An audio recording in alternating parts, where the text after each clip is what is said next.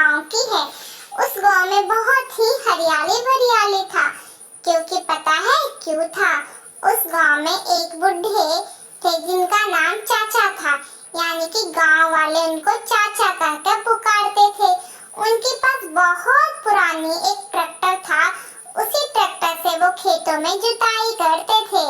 उसी गांव का एक रामू नाम का आदमी था जो कि बुढ़े चाचा से बहुत ज्यादा जलता था, क्योंकि उनके जुताई का काम पूरे गांव में विख्यात था। यानी लोग उनका खेत जोता हुआ बहुत ज्यादा पसंद करते थे। रामू को ये बिल्कुल भी नहीं भाता और वो कहने लग जाता हमेशा कि चाचा आप ये काम करना बंद कर दो और आप दूसरा काम स्टार्ट कर दो। लेकिन चाचा के तो ये पूर्वजों की खेती थी। गांव में किसी को भी किसी भी प्रकार का काम होता तो वो बुढ़े चाचा को ही अपने खेतों पर काम करने के लिए बुलाते थे। चाहे खेत जोतना हो या कटाई हो या धुनाई का काम हो। उसी गांव में एक रमेश नाम का आदमी बहुत रो रहा होता है बैठ के अपने घर के बाहर। उसी गांव का एक आदमी आता है, पूछता है, अरे रमेश भैया क्यों रो रहे हो? वो अपना समस्या बताता है कि उसका इस अगले साल तो कोई खेती नहीं हुआ था और शायद इस साल भी उम्मीद कम है, क्योंकि उसकी खेत अभी तक जुताई नहीं हुई है। अगर खेतों में जुताई नहीं होगी तो फसल सारे बर्बाद हो जाएंगे। तो मैं क्या करूँगा? मेरे छोटे छोटे बच्चे हैं। लेकिन उसी गांव के आदमी कहता, अरे ये इतनी बड़ी बात थोड़ी है, तुम क्यों नहीं अपने खेतों में खुद से काम कर लेते हो? दूसरा पर क्यों तुम डिपेंड हो? ये काम तुम खुद भी कर सकते हो। इस बहुत ज्यादा उदास था और उसके आंखों में आंसू बहुत ज्यादा भरा हुआ था। वो कह रहा था, कैसे मेरा खेतों का काम पूरा होगा? अगर खेतों का जुताई नहीं हुई समय से तो सारी फसल मेरे बर्बाद हो जाएगा। फिर हम खाना क्या खाएंगे? हमारा खाने पे भी आले पड़ जाएंगे। तभी उसका दोस्त रमेश का, जिसका नाम श्याम होता है, और वो कहता है, रुक जा भाई, मैं बुढ़े चाचा से बात करता हूँ। जब रमेश का दोस्त श्याम वहाँ पे जाता है तो वो देखता है कि जो बुढ़े चाचा थे वो अपने ही ट्रैक्टर से कुछ बातें कर रहे होते हैं। और वो जो बुढ़े चाचा है वो कहते हैं, भाई मुझे तो कोई याद ही नहीं करता। जब जब तुम्हारे साथ लोगों को चाहिए होता है, जब जब लोग हमें और हम दोनों को याद करता है, ऐसे तो दुनिया पूरी मतलबी है। चाचा के पास पहुंच जाता है और वो अपने दोस्त यानी कि रमेश की बातें कहता है। पहले तो चाचा उस पे बहुत ज्यादा गुस्से हो जाते हैं कि तू यहाँ क्या करने आया है। तभी वो कहा, मैं खुद नहीं आया हूँ, मेरा दोस्त श्याम बहुत ज्यादा चिंतित है और उसके पास खेती करने के भी पैसे नहीं है, ना तो उसके पास खेत जोतने का पैसा है। अगर मेरे पास पैसे होते तो शायद मैं अपने दोस्त का उसका मदद भी कर देता, लेकिन मेरे पास कोई पैसा भी नहीं है। तभी चाचा बोले, हाँ ये तो बड़ी ही दुख की बात है। बेचारा आम आदमी यानी गरीब के पास पैसे कहाँ से आएगा इतना, और उसका तो कोई आमदनी भी नहीं है। चाचा मान जाते हैं और अपने लाल बहादुर यानी कि उनका ट्रैक्टर का नाम होता है लाल बहादुर, और कहता है ठीक है। अगले सुबह चाचा अपने लाल बहादुर यानी कि ट्रैक्टर की सफाई कर रहे होते हैं। तब उन्हें एक बैग से याद आ जाता है कि मुझे रमेश के खेत जोतने के लिए जाना था। तभी उस गांव के पंडित जी आ जाते हैं और कहते हैं, वाह वाह चाचा, आप इस खेत में क्या करने आए हो? तब वो कहते हैं, अरे भैया आज तो रमेश का खेत जोतना है, उसकी खेत की बुनाई होगी।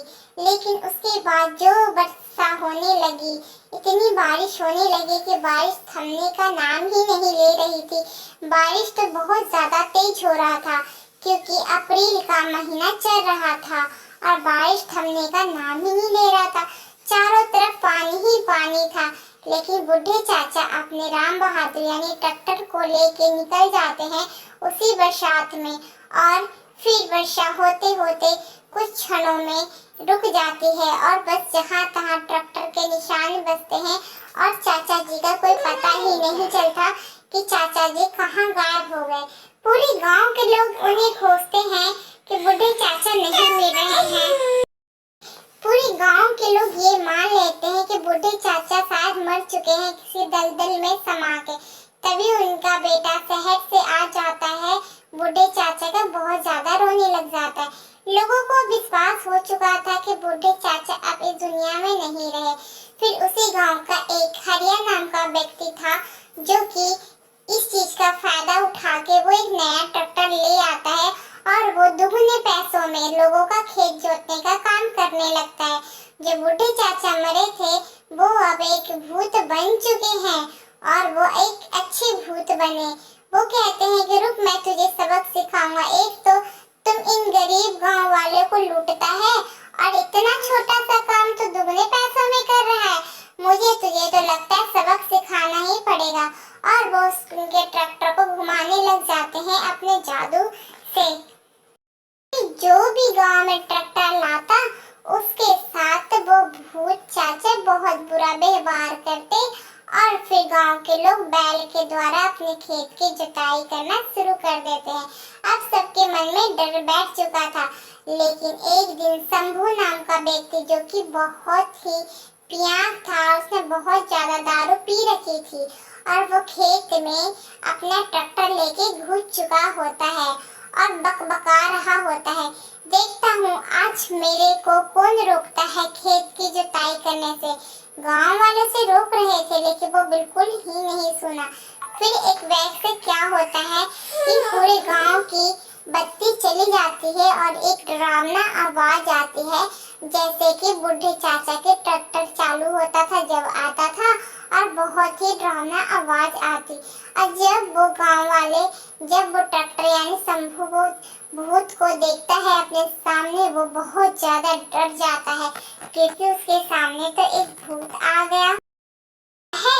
और फिर पूरे गांव के सामने बताता है कि किस तरीके से उसने बूढ़े चाचा को उसने भूत बना हुआ देखा। फिर अगले दिन जैसे शाम होती वैसे ही पूरे गांव में एक भयंकर आवाज गूंजने लग जाती और ट्रैक्टर चलने की भी आवाज आने लगती और सभी लोगों के खेत जुत जाते। वह बूढ़े चाचा कहते, मैं अपना काम नहीं छोड़ूंगा चाहे कुछ भी हो जाए। उसी गांव के पंडित रहस्य जानना चाहता था लेकिन उसे कुछ पता ही नहीं चल रहा था आखिर ये चीज है क्या। तभी बहुत ही बूढ़ी एक अम्मा यानी कि दादी अम्मा थी जो कि वो रहस्य जानती थी। फिर उन्होंने बताया कि इस गांव में एक चुड़ैल का साया था जो भी ट्रैक्टर चलाता उस ट्रैक्टर से उसे नफरत था और वो लोगों को मार देती थी। वो चाहती थी कि लोग बैल का इस्तेमाल करें और बैल से ही खेती करें। लेकिन जो बूढ़े चाचा थे वो ये बात बिल्कुल ही नहीं मान रहे थे और वो अपना डटे रहे। तब जब गांव में बारिश हुआ तो पूरे खेतों में पानी भर गई। उसी चीज की चुड़ैल ने फायदा उठाया और फिर उसने अपना मौका पे चौका मारा और उसने ट्रैक्टर साथ ही बूढ़े चाचा को धरती में दबा दिया। फिर लोग एक तांत्रिक को बुलाते हैं और तांत्रिक यज्ञ करने लग जाता है और बूढ़े चाचा को बुला लेता है। बूढ़े चाचा ट्रैक्टर पे बैठ के आ जाते हैं।